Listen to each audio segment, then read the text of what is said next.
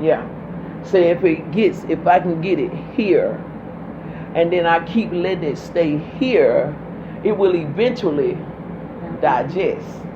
And I'll get it. It'll get in my spirit. So he had to speak to them from a natural position so that they could get the understanding of what it was that he was saying. Case in point, let me show y'all. Serving God and really serving God can seem hard. It can seem very hard. And I'm going to show you. I'm going to show you what I'm talking about. He wants you to do completely opposite of what you know. Right?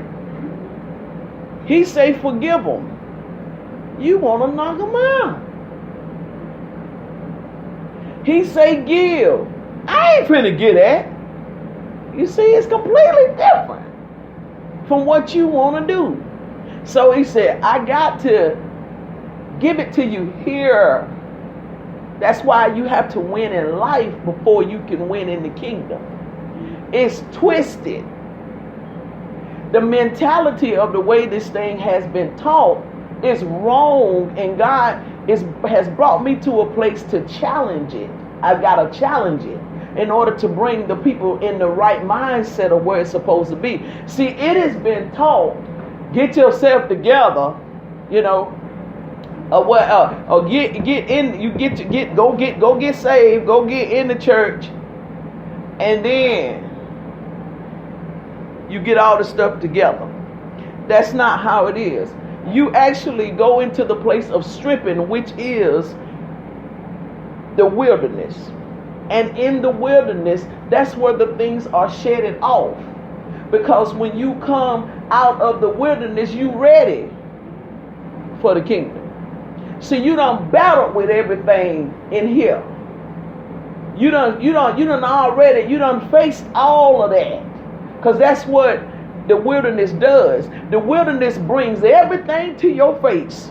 If you ever want to know if you in the wilderness, if you having encounters where you got to see you, that's where you at. You in the wilderness. If you looking at yourself and you seeing stuff about you, you realizing stuff about you, you can look at yourself and say, God, I look like that. Oh my Lord, Jesus Christ, I did that. And you know, I'm going to tell y'all one of the most dominant spirits that you will struggle with in the wilderness. Condemnation. Yeah.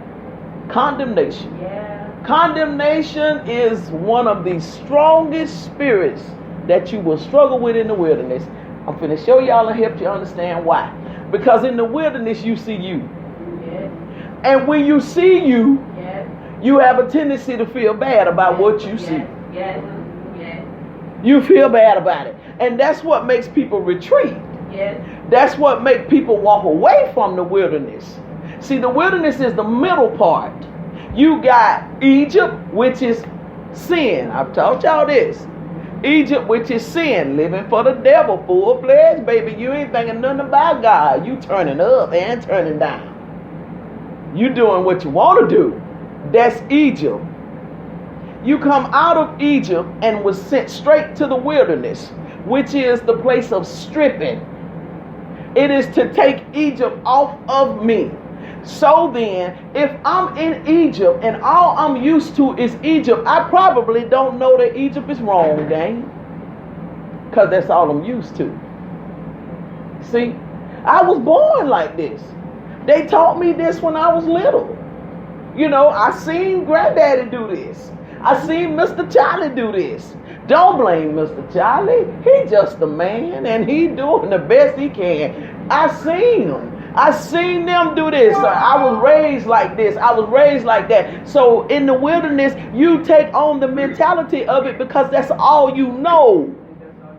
That's all you've been taught. The worst thing that you can do is bring the Egypt mentality over into the wilderness and refuse to change. You're not going to have victory in your wilderness. Your wilderness is going to be this. Go on, Delphine. I'm going to do this today. Check this out. This is what your wilderness is going to be. Your wilderness is going to be 40 years. That's what your wilderness is going to be. Their wilderness was 40 years because they refused to change. They refused. They were going to still bring in what they had got over here because that's what they had been taught. See, they didn't even understand the fact that they were slaves because they were born into it. So if you were born into it, you don't really realize that it's bondage, because do you think Pharaoh told them that he was slaving them? I guarantee you he didn't. That's the last thing he wanted them to know. Why? Why would you think he didn't want them to know they were slaves? They're going to want to get out, right? They're going to want to get out. Anytime you realize what somebody doing to you that ain't right, what do you want to do? I'm finna get out of here. Oh, you've been ripping me off. Yeah, I'm finna get out of here. See? And so he didn't let them know that they were slaves to bondage. And they didn't know that they were slaves to bondage because they were born into it. That's the reason why you are born in and shapen into iniquity. So you were born into a sinful nature, which is the external factors of who we are. And then we are shapen by iniquity. Girl, let me walk this thing. I'm told y'all, watch this high school dropout do this. Watch me do it. Iniquity. And I get it all from the ghost. Iniquity is internal. It says you are born into sin. Sin is the world. Sin is the system of the world. How the world functions. How the world operates. They were born into Pharaoh's system. Right? They were born into it. They didn't make a decision to go into it. They were born into it. How many of y'all made a decision to be a sinner? Anybody in here? You were just born in it, wasn't you? You took the piece of candy at 2 years old and hid it behind your back because you were born into it. You wanted to. So, born into sin, the systems of the world. But then it goes on to say, but you are shapen by iniquity. Iniquity is what? Who I am inside. So who I am inside shapens my whole life. Lord have mercy. God help me. Who I am inside shapens my whole life. So now I'm treating you like I saw my granddaddy treat grandmama. See what I'm saying? I'm handling this like I saw auntie do. See, all that type of stuff, because I'm shaping now by the internal things. So some would say, how is it that I can be shapen by iniquity? Okay, I'm glad you want to know how you can be shapen by iniquity. When you take on the ways of somebody before you even learn the nature of their ways. See, you need to know if it's right or wrong what they're doing before you just adapt to it. So when you saw them do it, did you question to find out whether that was right? You just took the nature on. And since you just took the nature of it, you got the iniquity. So now it's done became who you are. Well, my grandmama used to do that. But did you ask grandmama why? Did you ever explore to find out whether that was right? Most of us didn't. No. And because most of us didn't, we just took on the nature of it. And so we inherited the iniquity. Some of us have ways like people in our family. And we inherited that iniquity. Where I saw my daddy do people like that.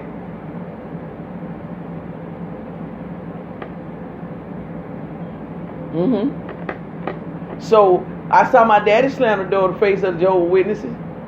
So now I'm slamming the door in the face of the Jehovah's Witnesses. See? inheriting the iniquity. Inherited it. So you have to really, really be careful. And so there is assignments, and then there is contracts. You have to really, really allow yourself to be in a position as to where you have the time to decide what's really in operation. Because if you don't allow yourself the time to decide what's in operation, that's how a lot of us done got messed up, including me.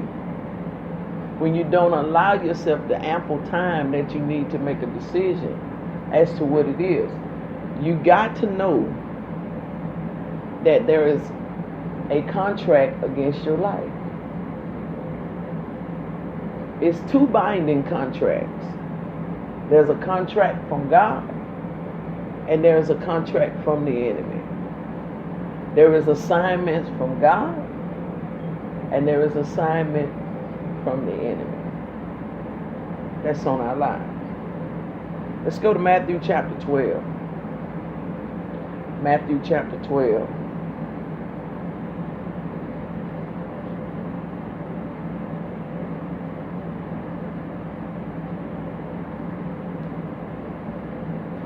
Matthew chapter 12.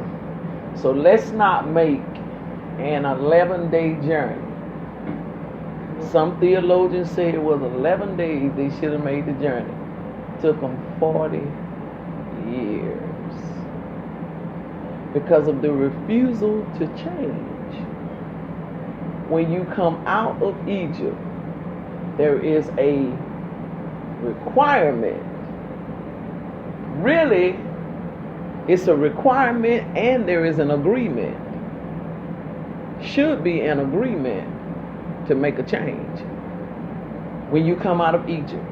When we come out of Egypt, me coming out of Egypt is me saying that I no longer want to be in sin. I don't no longer want to live like that. So I'm out of Egypt. I'm coming out my mess. I'm out my mess. So there is a requirement, and there should be an agreement. Okay, so the requirement to come out of Egypt and to go into the wilderness is what? Me accepting Christ. That's the requirement. Catch what I said. There is a requirement to come out of Egypt. The requirement is I've got to confess Christ. Right? Confess the Lord Jesus Christ with your mouth and believe in your heart, and you shall be what? All right then. So there is a requirement for me to come out of Egypt. But also there should be an agreement. I think this might be where we faltering a little along the way as people at the agreement side. The requirement says that I've got to confess Jesus Christ, believe in my heart that he rose from the dead on the third day, and I'm going to be saved. But now, do I agree with that? Do I agree with that? Can I honestly say that I agree with that? That I agree with it. So when you look over in the New Testament, over in, I want to say it's 1 John, it says something of the nature that if any man say that